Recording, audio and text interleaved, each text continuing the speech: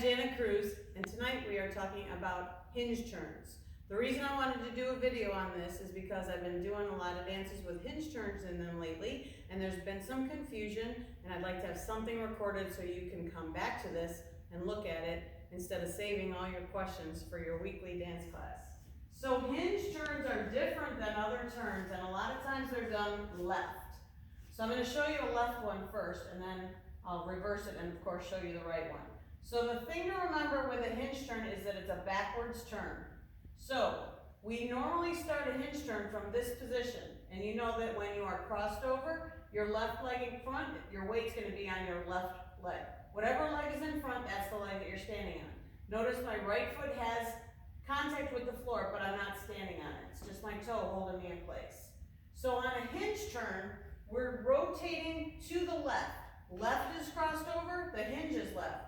So look where I'm looking, to my left. I'm going to rotate backwards over my left shoulder. So we've got a little bit of contra body movement here, because when normally you get into a hinge turn, you'll do some kind of a crossing move, like a crossing triple, say. And whenever that happens, our nose follows our toes. So as we're crossed over, our toes are pointing to the to the front corner of the wall that I'm facing. I want to make sure that I don't lose my wall. So if I've got a hinge turn coming up, I'm instead of dipping my toe in the direction that I'm facing when I cross over, and then my torso follows that because my frame follows my feet, nose follows toes, I want to do a crossing triple or whatever step precedes my hinge turn and get my toe pointing to the wall that I'm facing. So this is my originating wall, in this case a 12 o'clock wall. I'm going to do a half hinge turn, so I'm going to face you. It's going to be a 6 o'clock rotation, half over my left. So I have to turn that away. And the thing with a hinge is that it parallels the wall you're facing. Here's my wall. I'm going to turn on a line. So it's kind of like a step pivot in that it turns on a line. But this is parallel to the wall you're facing instead of perpendicular. So from this position, step with my right foot and turn a quarter turn to the left. My right side of my body now becomes the hinge, and the left side of my body becomes the door, and I rotate open. Pretty neat, huh? Notice that I'm parallel to the wall behind me. So this is a half hinge turn. So this works the other way too.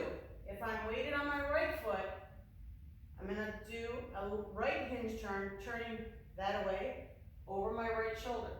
So I'm going to step to the left with my left, rotate a little bit to the right, quarter turn, weights on my left foot, and I'm opening the door. So my whole body, my right side becomes the hinge. Yes? I'm on the wrong foot here. Here we go. Right's over. I'm going to turn to the right, quarter, quarter. So I'm opening.